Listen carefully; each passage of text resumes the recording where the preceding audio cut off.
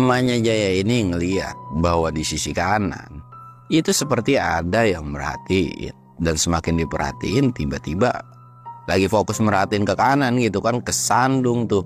Dan itu untung ketolongan sama si Ilham. Hati-hati mak, jalannya jangan meleng gitu kan. Dan gak lama dibisikin, udah mak gak usah yang namanya diperhatiin. Tapi Emak Jaya tuh bilang, gua agak seneng diperhatiin sama tuh nenek-nenek. Dan kayaknya punya niat jelek tuh. Ngapain dia ngeliatin anak gua?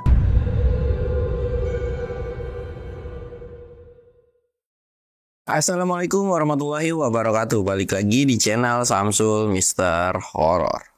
Dongeng horor gua kali ini gua bakal nyeritain tentang Jaya, Ilham, dan kawan-kawan nih. Ini pokoknya full squad. Dan buat kalian yang penasaran dengan ceritanya, kalian wajib tonton video ini sampai habis. Dan jangan lupa like, comment, subscribe, dan share video gua ke banyak orang.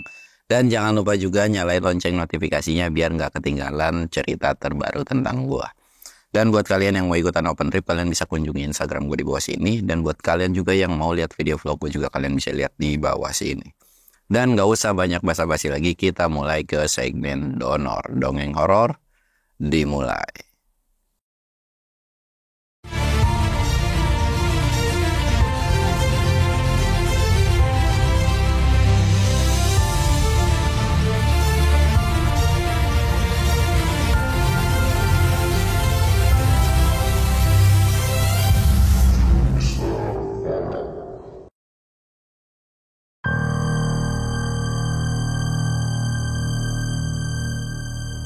Oke cuy, sebelum masuk ke ceritanya, kita ritual kayak biasa ya. Kita sebat but.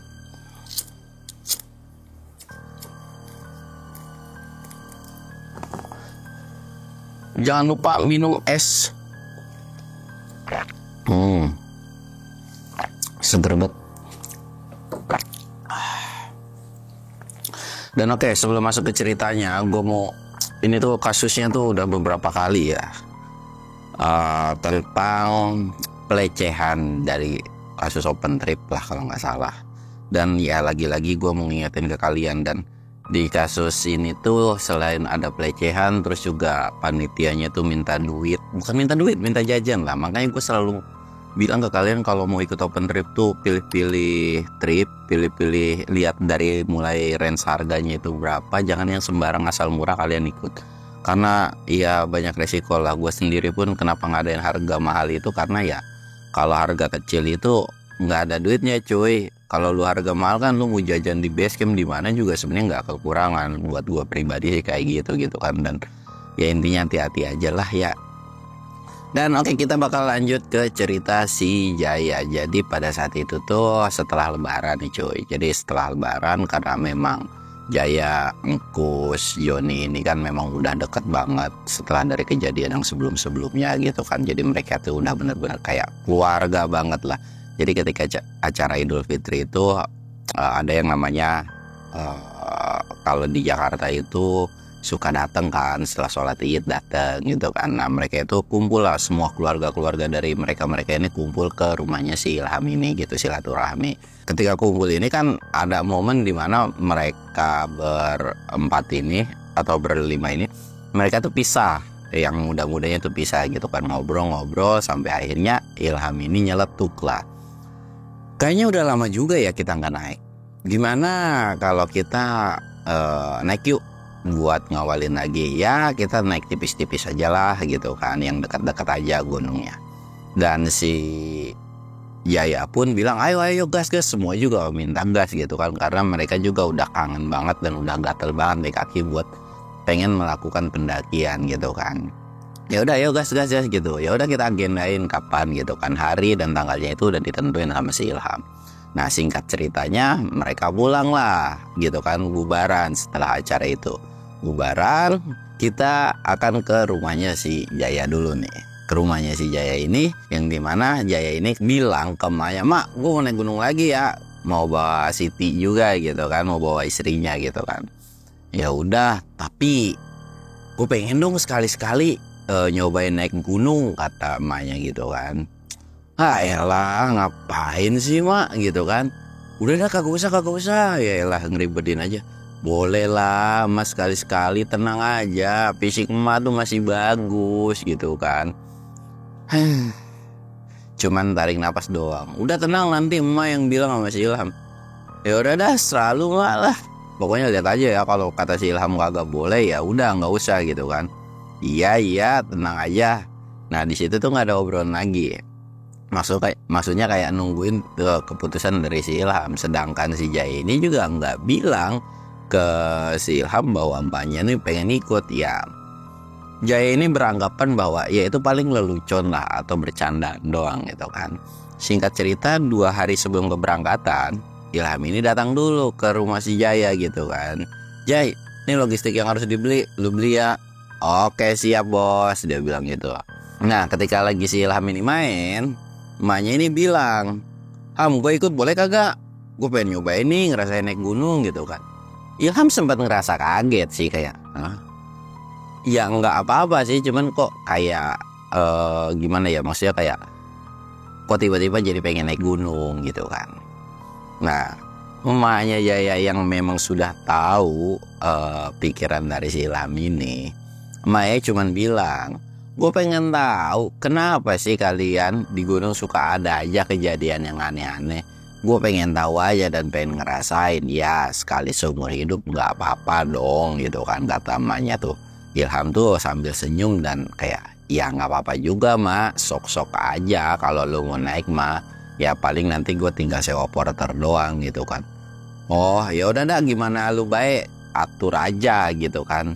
Singkat cerita itu pun udah diperbolehkan gitu kan sama si Ilham. Sedangkan Jaya cuma garuk-garuk kepala doang.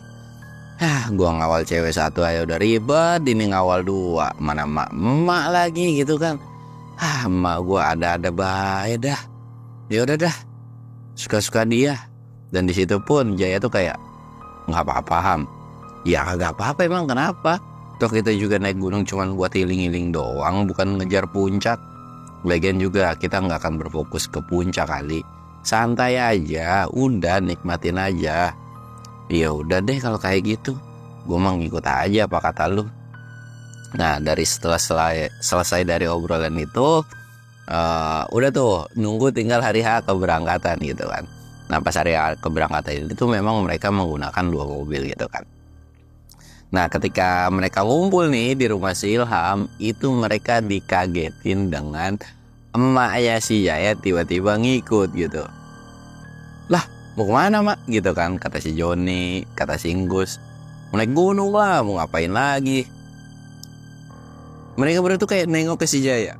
Jaya itu cuma ngeliat sudah, cuman begini doang nih Joy. Dan si yang lain pun kayak, ya udah mau gimana lagi gitu kan. Ya sebenarnya nggak ada larangan juga buat mereka, toh juga ya udahlah emaknya si Jaya ini. Dan emaknya si Jaya juga sebenarnya bukan orang yang lemah banget, tapi ya tahu lah emaknya Jaya ini tipikal orang yang pekerja keras gitu kan. Dan katanya jadi dulu sebelum pindah merantau ke ibu kota gitu kan, dulu di kampungnya juga suka ke kebun dan sebagainya, ke ladang gitu kan. Jadi fisiknya kayaknya harusnya kuat deh gitu. Dari situ ketika mereka lagi asik-asik ngobrol, tiba-tiba si Ilham ini ngasih barang lah, mak nanti ada jaket di sini dan sebagainya ya, nih ada di tas gua, pokoknya nanti kalau kedinginan apa bilang aja sama gua ya mak. Iya siap Ham, tenang aja. Nah kayak begitu dong, nggak kayak anak gua nih kagak perhatian, kata emaknya tuh. Jaya tuh cuman pelengos aja. Singkat cerita mereka ngobrol panjang di situ. Walau iya di situ juga keluarganya si Ilham juga sampai geleng-geleng kepala, kenapa tiba-tiba emaknya si Jaya ini pengen naik gitu kan. Sedangkan dari emaknya si Ilham aja kadang-kadang suka diajakin tuh kayak mau enggak, masih banyak pikiran gitu. Maksudnya masih banyak yang harus dipertimbangkan. Nah sedangkan ini tiba-tiba random banget, emaknya si Jaya itu pengen naik gunung. Tapi ya sudahlah, akhirnya mereka berangkat dan tujuan mereka adalah Gunung Gede nih coy. Singkat cerita mereka itu sampailah di base camp. Dan ketika sampai di base camp ini juga karena memang kondisinya pada saat itu sampai ya tengah malaman, mereka tuh istirahat dulu lah. Dan ketika istirahat yang paling perhatian adalah si Ilham ini, mak istirahat dulu, naik gunung itu wajib istirahat gitu kan, wajib tidur. Iya ini juga mata gue udah sepet banget pengen tidur lah. Dan di situ pun akhirnya mereka yang belum tidur ini ngobrol-ngobrol. Si Joni itu kayak, aduh malu ada bayi ya. Ya udahlah, mau gimana lagi, ngelarang juga susah gitu kan, namanya mama udah gak bakalan bisa dilawan tuh orang emak-emak. Iya sih. Terus nanya, Ham gimana? Udah tenang aja, santai aja, ngapain juga diribetin gitu kan. Naik tinggal naik, apa pusingnya. Lagian juga lu semua kan udah pada tahu fisik lu kuat-kuat semua. Jadi emaknya si Jaya kagak bawa apa-apa ini, sedangkan si istrinya si Jaya juga gak bawa apa-apa. Ya sekalian nemenin lah buat ngobrol-ngobrol sama si istrinya si Jaya gitu kan. Ya udah tuh, singkat cerita, pagi pun tiba gitu kan. Nah ketika pagi ini mereka prepare.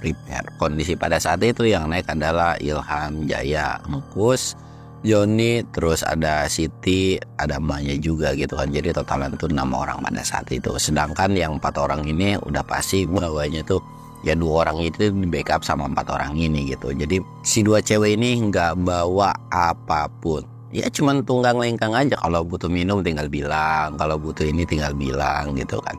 Nah mereka itu berangkat sekitaran jam 10 siang. Mereka berangkat jam 10 siang. Di awal trek ini emaknya si Jaya itu kayak ngomong kan, wah masa begini doang, mana nih hutannya gitu kan. Si Jaya itu, mak lu jangan takabur apa mak. Ya elah, ya kagak kan, gue taunya gunung itu ya banyak hutan. Ya namanya juga di awal ya masih banyak rumah, ya wajar lah. Banyak perkebunan juga wajar, ntar juga ketemu sama yang namanya hutan. Oh gitu. Ya udah tuh mereka asik jalan. Dan ketika sampai di pintu rimba ini langsung sweet lah, jadi tukeran posisi. Biasanya kan Ilham nih depan mulu, dan yang paling belakang itu si Jaya gitu kan. Pada saat itu Kus disuruh buat jadi leader. Kus, tukeran Kus, gue mau di belakang sama si Jaya, gue pengen ngobrol-ngobrol.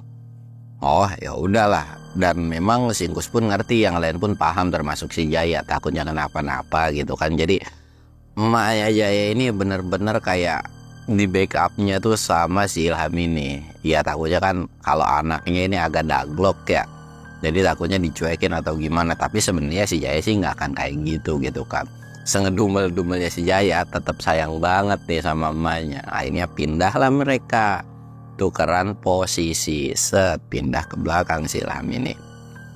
Nah di awal perjalanan itu jadi paling belakang tuh Ilham, terus ada emaknya, terus ada istrinya, terus yang sisanya tuh mereka di depan. Dan mereka juga ritmenya tuh nggak terlalu yang kencang banget, bener-bener jaraknya tuh paling sekitaran beberapa meter doang gitu kan.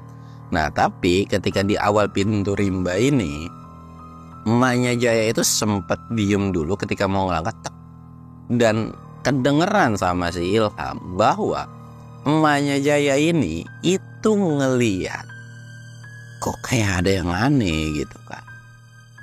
Dan emaknya Jaya seolah tahu bahwa yang dilihat ini itu bukanlah manusia. Jadi kayak astagfirullahaladzim gitu kan. Sedangkan Ilham nggak apa-apa mak. Dan emaknya tuh kayak nengok, iya tenang aja, emak ngapain juga takut sama yang begituan kan, gila aja kali. Nah tapi di situ tuh yang depan kan pada kepo gitu kan, termasuk istrinya si Jaya ini. Apaan sih kalian berdua pada ngerumpi aja? Kagak apa-apa, ya lanjut lagi, jalan lah. Dan si Ilham ini di belakang itu sempat ngomong, ya namanya di hutan juga kayak begini mak, pantes lu pada suka digangguin.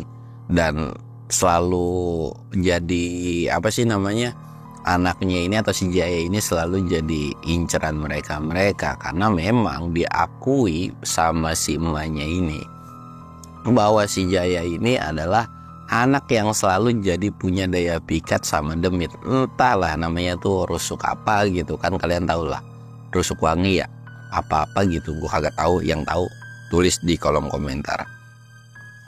Oh gitu, jadi nyeritain lah tentang kejadian waktu kecil nih, bahwa si Jaya juga waktu kecil tuh bener-bener selalu digangguin, selalu yang namanya ngelihat sesuatu hal yang aneh. Jadi kayak di perjalanan itu emaknya tuh nyeritain kecilnya si Jaya nih ke yang lain gitu kan. Di situ pun Jaya kayak, apaan sih mak, lu naik gunung malah cerita setan lah, emang ngapa kalau cerita setan, kata emaknya tuh.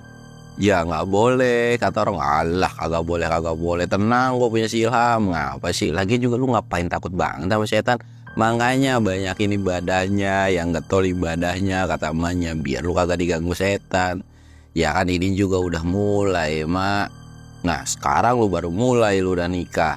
Kemarin kemana aja lu, kata emaknya tuh kan. Ini mereka kayak bercanda dan gak kerasa mereka sudah melewati pos 1 dan pos 2. Nah di pos 2 ini istirahat, sedangkan emaknya si Jaya udah mulai kelelahan gitu kan. Aduh capek banget ya naik gunung. Ilham ngerasa gimana ya, bukan khawatir sih, selalu nanya, "Ma masih kuat kagak?" Udah tenang aja, masih kuat, lagian juga lu yang pada bawa barang gitu kan. Iya sih. Dan di situ pun nggak, tanpa mereka sadar di pos 2 ini ada gerimis-gerimis kecil lah, yang dimana mereka ini sebenarnya bisa memutuskan untuk terus gitu kan, kalau misalkan nggak ada emaknya Jaya, nggak ada istrinya gitu kan. Jadi kayak yang ya udahlah, kita bentangin playset dulu, bikin playset dulu, takutnya makin lama makin deras karena kan kita bawa cewek nih 2 orang, jadi nggak mungkin kalau kita harus meneruskan perjalanan. Mereka semua setuju pada saat itu, akhirnya ngebentangin playset. Mereka pun lanjut lagi ngobrol, dan bener-bener kayak si Jaya ini diceritain lah mulai dari keburukannya, yaitu pun tentang masa lalunya, atau bisa dibilang masa remaja dia, masa pas kecil dia gitu kan. Si Jaya sih cuman diem-diem aja, nggak merasa malu ataupun nggak merasa minder juga. Dan kayak ya mereka ini kan udah jadi keluarga gue juga gitu kan, jadi nggak ada yang perlu khawatirkan kalau diceritain keburukan atau masa kecilnya. Nggak apa-apalah, toh ada emak gue ini gitu kan. Mereka saking asiknya ngobrol, dan gerimis pun belum berhenti. Dan ketika berhenti itu sekitaran jam 2 nih. Jam 2, wah udah berhenti nih, udah yuk jalan lagi yuk. Udah tuh mereka beres-beres. Dan pada saat itu pun jadi Ilham belakang, yang awalnya di depannya itu adalah istrinya si Jaya. Jadi Jaya ini pindahlah ke belakang istrinya, jadi diapit lah, masing-masing cewek ini diapit cewek cowok gitu kan, pindah. Nah berarti di depan emaknya Jaya ini ada si Jaya dong gitu kan. Nah ketika mau lanjut jalan dari pos 2 ini, emaknya Jaya itu kayak ngeliat bahwa pundaknya dari belakang itu kayak seolah ada tangan, tapi badannya itu nggak ada gitu kan. Jadi kayak ada ngerayap ke bagian kepala belakang lah gitu kan. Maya udah tahu dong itu tangan siapa lagi gitu kan. Astagfirullahaladzim. Karena nggak mau anaknya dia apa-apain, itu refleks dong. Maya Jaya tuh kayak ngeplak, jadi kayak dipukul cuy, push, digituin kan. Nah sedangkan Ilham ini tahu gitu kan, tapi si Jaya kan nggak merasa apapun gitu, kayak apaan sih mau gue digeplak, sedangkan Ilham ketawa-ketawa aja. Pas udah disingkirin tuh sama Maya Jaya, gak apa-apa, itu ada hewan di pala lu. Ya hewan sih hewan, kagak digeplak juga kali pala gua. Ya elah begitu doang, kata Maya Jaya. Elah salah tempat nih gua. Tahu gitu gua di depan aja tadi. Emang lu nggak takut kalau bini lu kenapa-napa? Udah yuk jalan lagi lah. Ilham cuman cekikikan doang, termasuk kedua temennya yang lain gitu kan, cuman ketawa aja. Nah tapi setelah kejadian itu Maya Jaya itu cuma nengok gitu kan, sedangkan Ilham mah cuman senyum-senyum aja. Dan gak lama dalam perjalanan menuju ke pos 3, Maya Jaya ini ngeliat bahwa di sisi kanan itu seperti ada yang merhatiin. Dan semakin diperhatiin, tiba-tiba lagi fokus merhatiin ke kanan gitu kan, kesandung tuh. Dan itu untung ketolongan sama si Ilham. Hati-hati mak, jalannya jangan meleng gitu kan. Dan gak lama dibisikin, udah mak gak usah yang namanya diperhatiin.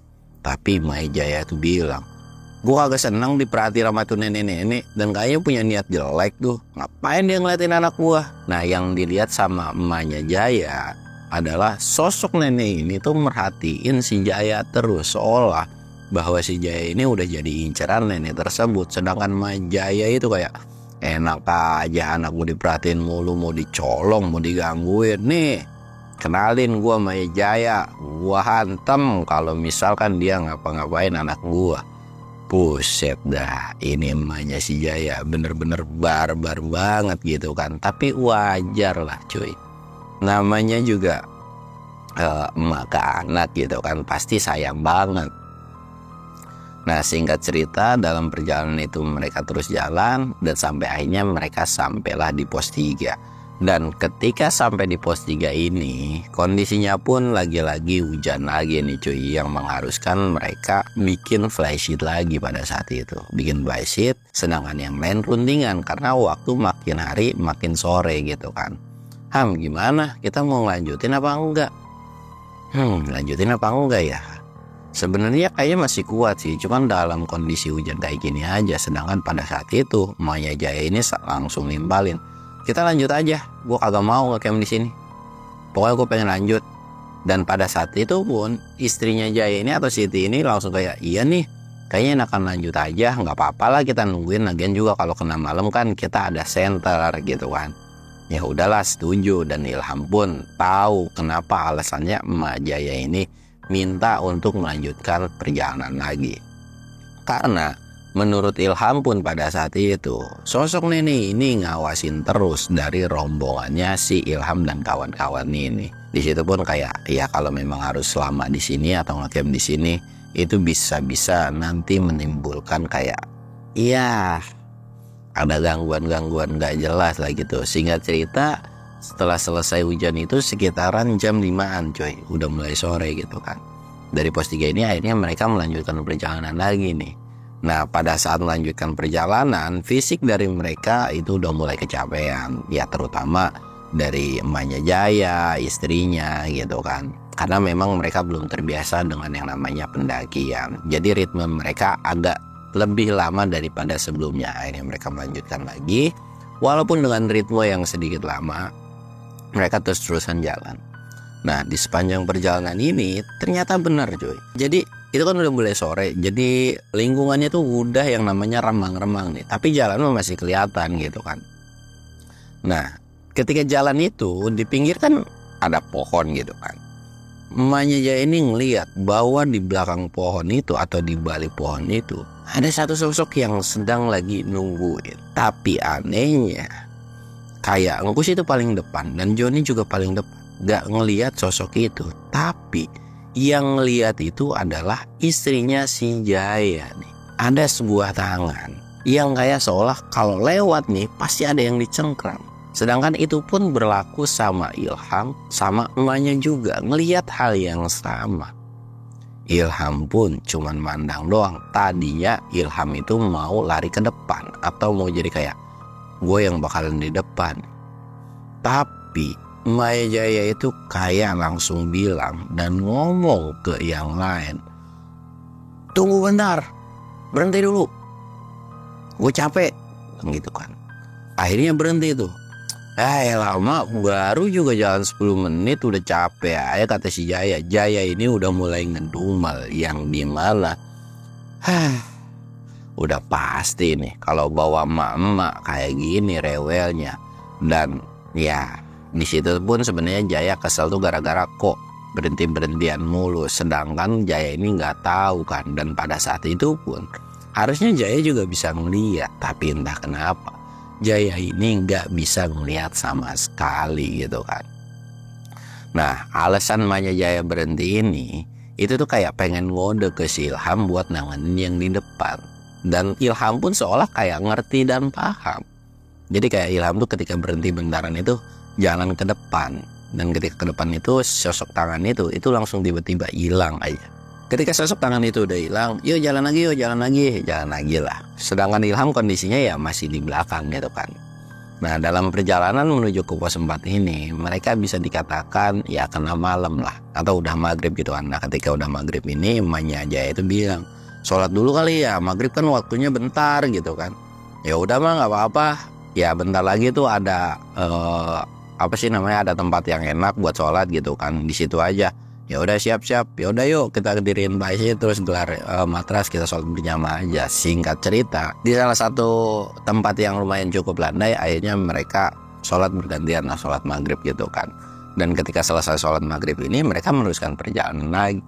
Nah, ketika selesai sholat, dari belakang itu ada satu orang itu yang jalan ngikutin. Ilham udah sadar dan nengok bahwa yang di belakang itu bukanlah manusia, melainkan sosok nenek-nenek yang ngikutin mereka terus nih. Dan di situ pun Ilham nggak ngasih tahu emaknya Jaya, tapi sosok nenek ini kayak jalan terus dan nyalip si Ilham. Tapi Ilham ini kayak nangannya kayak gini dan sambil nengok, jangan macem-macem. Ngancem dong si Ilham ini, yang tahu dimana tujuan si nenek ini itu punya niat nggak baik sama si Jaya pada saat itu. Dan sosok nenek ini malah natap ke si Ilham sambil nyeringai dong dengan tatapan muka yang nyeremin, muka yang jelek gitu kan. Dan Ilham pun malah balik melotot gitu. Dan tiba-tiba emaknya si Jaya juga kayak udah punya feeling nih bahwa di belakang ini ada yang nggak beres gitu kan. Langsung nengok dan emaknya Jaya dong langsung melototin nenek tersebut. Dan tiba-tiba muncullah sebuah kabut yang dimana kabut itu kok tiba-tiba tebel gitu aja. Ilham ini langsung teriak, stop dulu, bentar, berhenti gitu kan. Berhentilah mereka semua, berhenti dan mereka duduk di samping trek gitu kan. Duduk samping trek, istirahat dulu, kabutnya tebel nih, santai dulu, dibilang gitu kan. Akhirnya mereka istirahat dan pada saat itu pun kondisi atau cuaca itu udah mulai mendingin, udah mulai dingin gitu kan. Mak, mau pakai jaket nggak? Iya nih, udah mulai dingin badan gua, dibilang gitu kan. Dan termasuk istri si Jaya juga gitu kan. Akhirnya dikasih jaket, mereka nyantai sambil sebat-sebat gitu kan. Karena memang pada saat itu kabutnya benar-benar tebel banget cuy. Pokoknya ya jarak pandang itu benar-benar minim banget lah. Sebenarnya mereka ini udah terbiasa cuman bisa jalan pelan gitu kan. Tapi kasihan sama ya Mak si Jaya, karena ya orang tua takut matanya rabun gitu kan, dan takut kenapa-napa juga. Akhirnya mereka memutuskan untuk istirahat dulu sebentar pada saat. Dan singkat cerita, setelah kabutnya udah mulai agak membaik, mereka lanjut lagi ke pos 4. Dan alhamdulillah singkatnya mereka lancar nih sampai di pos 4. Cuman ketika sampai lancar di pos 4, di situ tuh ada satu pendaki cewek yang dimana dipenglihatan sama Ilham dan emaknya Jaya ini bahwa pendaki ini bukanlah pendaki, melainkan nenek yang ngikutin di awal-awal dan yang selalu mantau si Jaya juga. Nah tapi kalau di mata si Jaya, istrinya, terus si Engku, si Joni, kelihatan pendaki cewek yang cantik pada saat itu. Jaya ini sebenarnya tidak terlalu menghiraukan.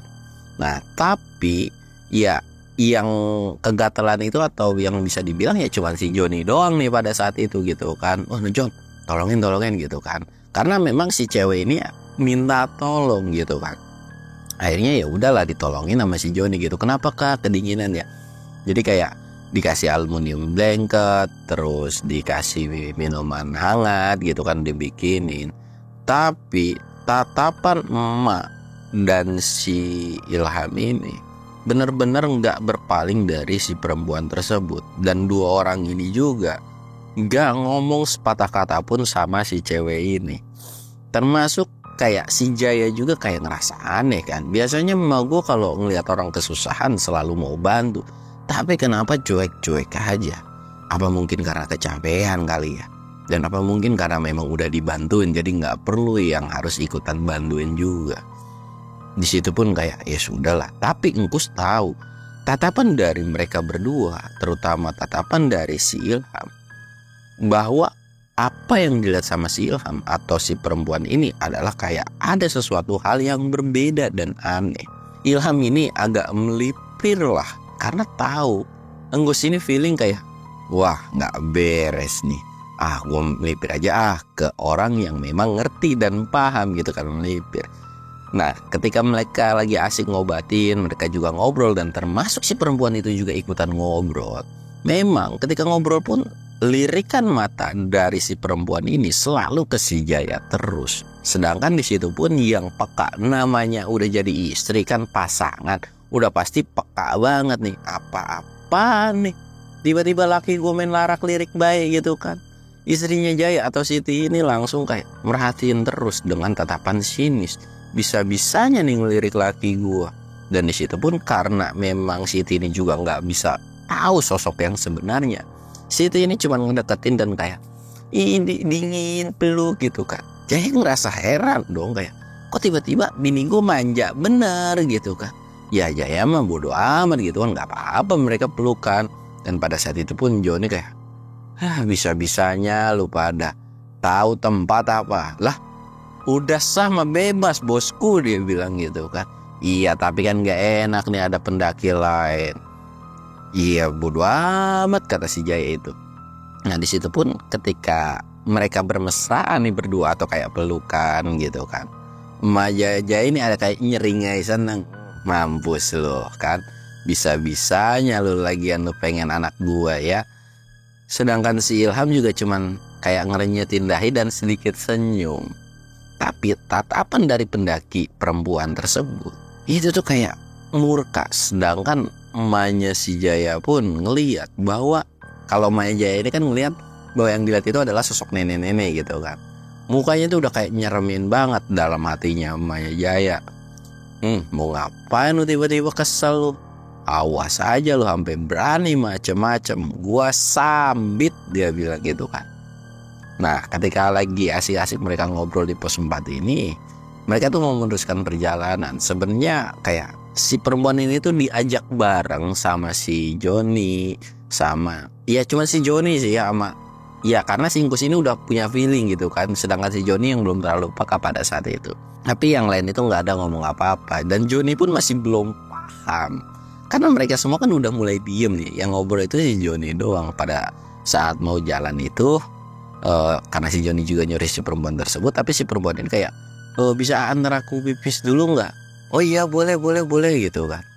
Akhirnya kayak diantarlah pipis sama si Joni ini ke salah satu semak kan. Diantar pipis. Nah ketika lagi ditungguin gitu kan, ditungguin lama. Dan sampai akhirnya si Ilham ini kayak nyuruh ke si Joni, Jon ayo Jon cabut gitu kan. Lah tapi ini udah ya cabut, biarin aja tinggalin, kata si Ilham itu. Maksudnya gimana? Dan pas ditengok,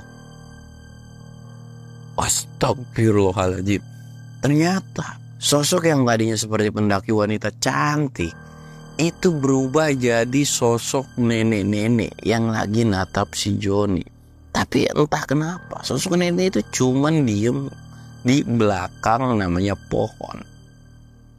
Sedangkan pada saat itu si Jaya ini sempat ngerasa heran dong. Dan termasuk sebetulnya Siti juga termasuk ngerasa heran. Siti tapi gak terlalu heran karena mungkin tahu Ilham ini kalau dia itu udah cemburu. Sedangkan si Jaya itu masih belum nyadar, kenapa kok tiba-tibanya Ilham kayak gitu sih. Tapi ya sudahlah bodo amat gitu kan. Mungkin gara-gara ya bini gue udah mulai cemburu kali gitu kan. Ya udahlah terserah gitu kan. Akhirnya si Joni pun nurut, tapi dia nggak yang namanya teriak.